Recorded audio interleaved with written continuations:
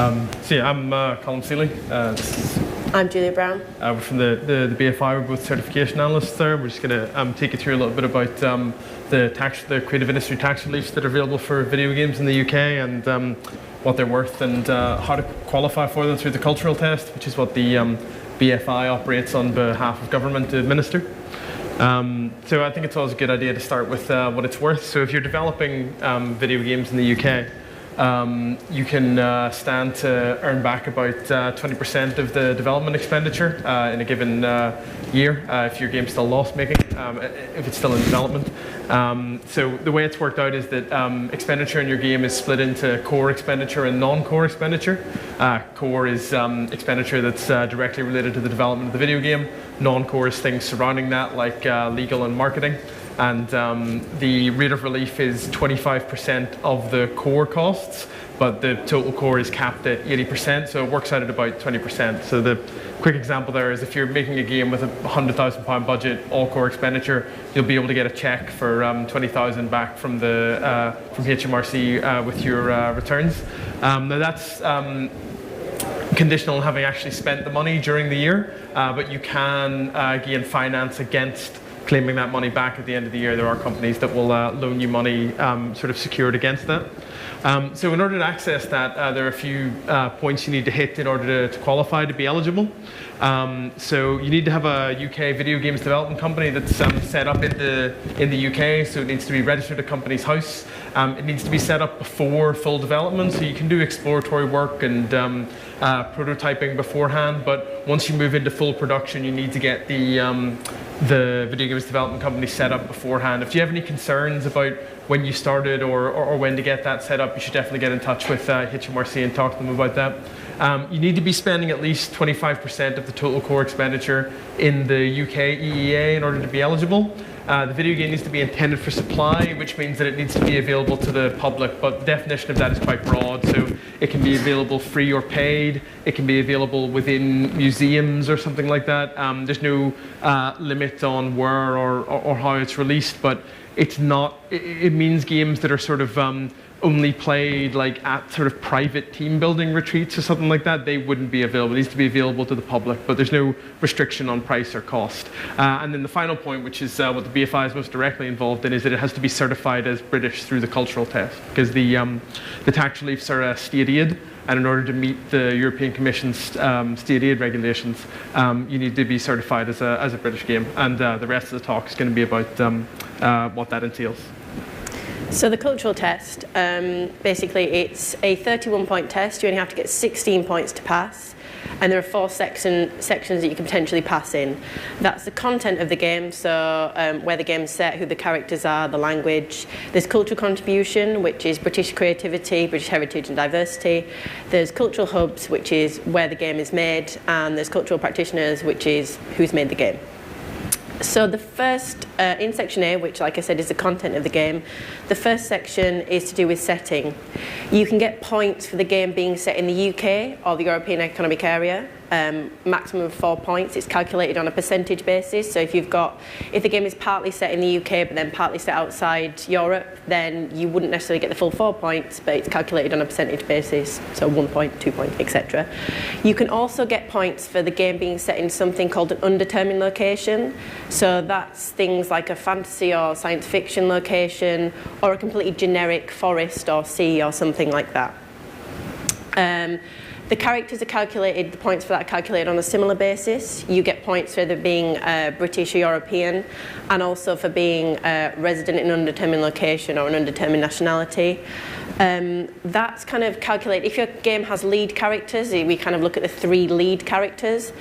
However, if it's got an ensemble cast, or so say if it's some kind of fighting game and you have like 20 characters you can choose from, all of equal prominence, then again we would calculate it on a percentage basis. So this just to give you an example of some settings and characters that have passed, just to give you an idea how different they are. So Forza Horizon 2, that's got European setting and characters. Everybody's gone to Rapture is probably the typical idea of what people think passes the cultural test, so it's very clearly UK setting, UK characters.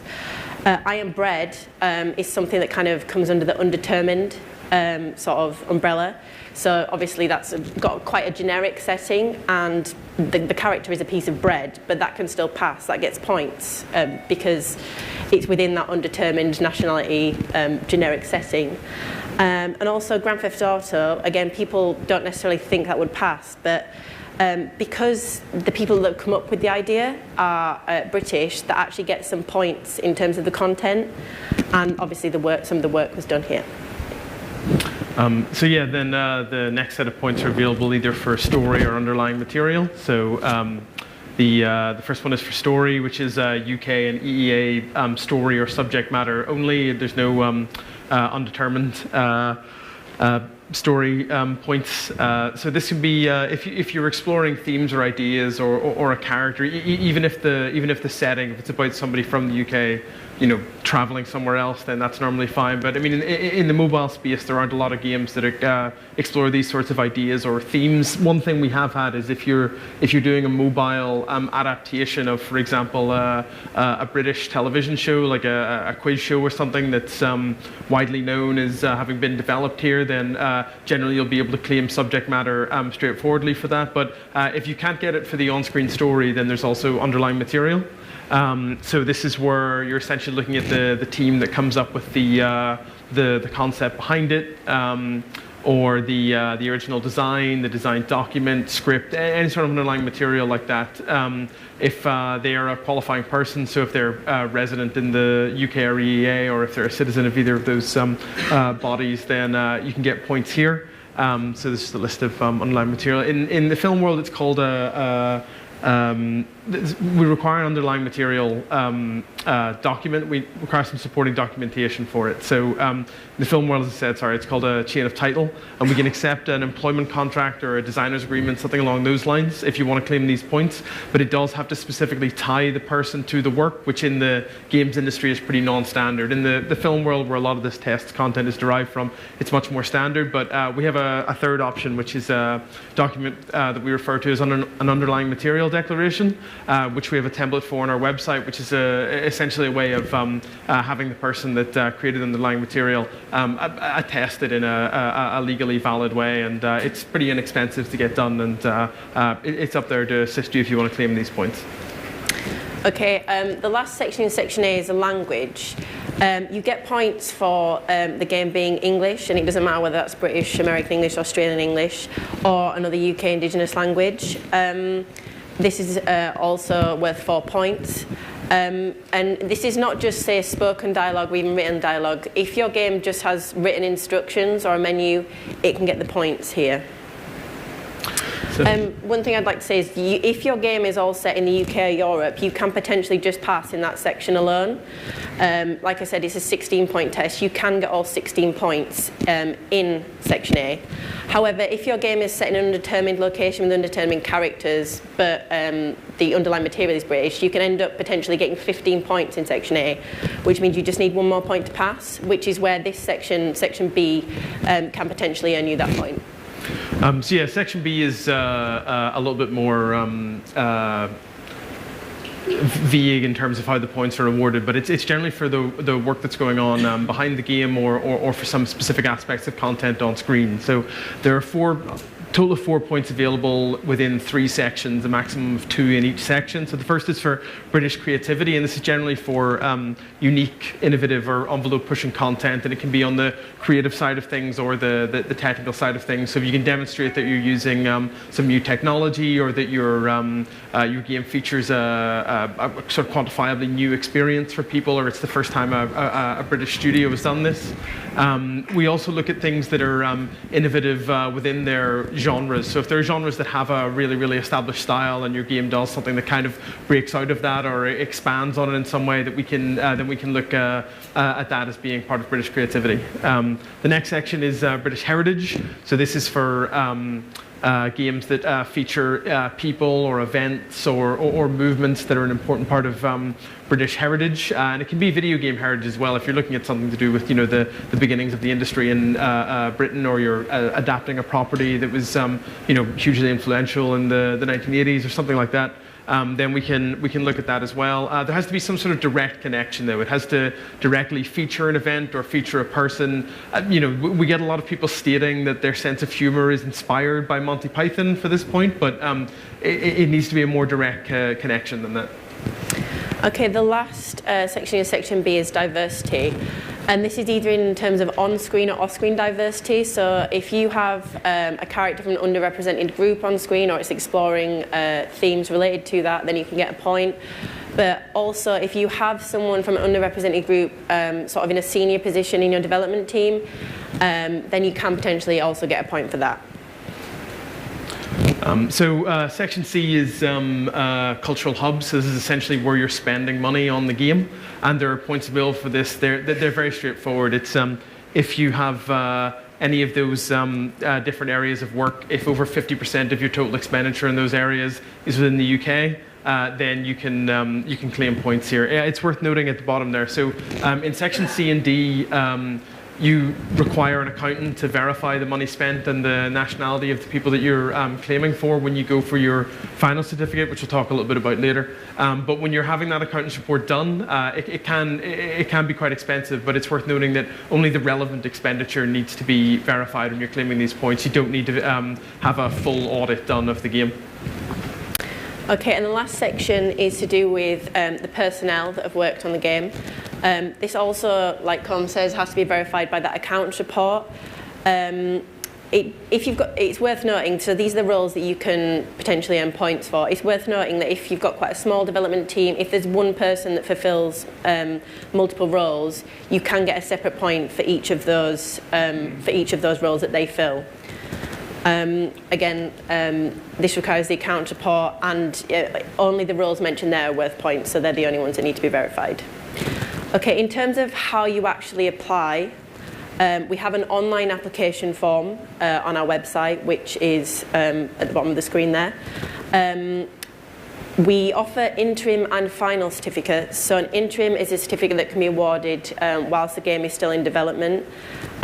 Final is awarded sort of once the game's complete. Obviously, with a lot of mobile games, there's going to be ongoing development.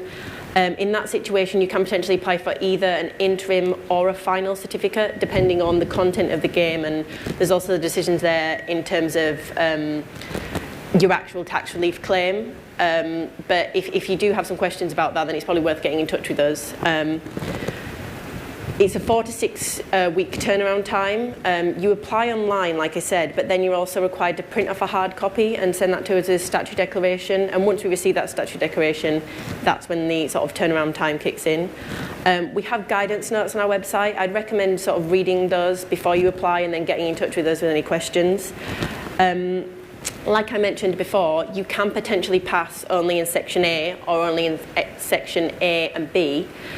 Once you think you've reached 16 points, it's probably best stopping there. You don't have to sort of, if you think you pass only in Section A, there's no point filling in C and D, because then it's kind of just wasted your time a little bit. But when we're actually assessing it, if you have filled in the wrong points, so if we don't actually think that you get the points that you've applied for, it's not that you're going to fail. We'll just be in touch to say to you, these are the points we think you actually get. Throughout the sort of assessment process, we're going to be in touch with you. It's not going to be a simple yes or no.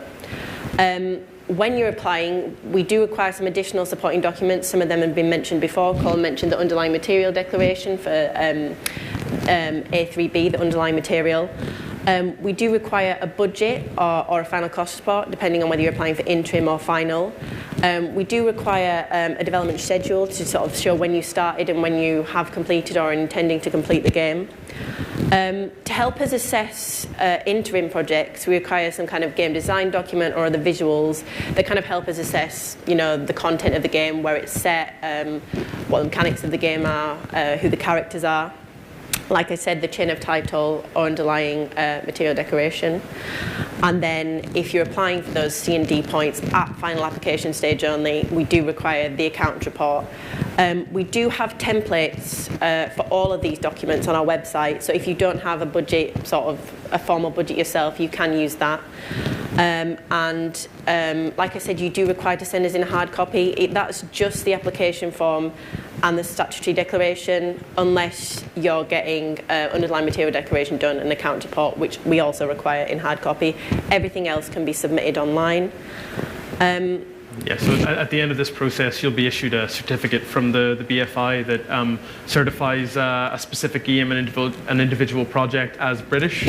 And then when you apply to do your tax returns with HMRC, you'll be able to apply for the tax relief, and they'll need to see that certificate attached. So that's what you end up with at the end of the cultural test process in order to then be able to claim that relief. But that's it for the talk. Does anybody have any specific questions, maybe about a project they're working on or other considerations? No? That's all right. If you don't have any now, if you think that you applying for the tax relief might actually be something that's going to be useful for you, then absolutely have a look at our website. If you have any questions, get in touch. We're happy to meet and discuss any individual projects, or just pick up the phone and talk to us.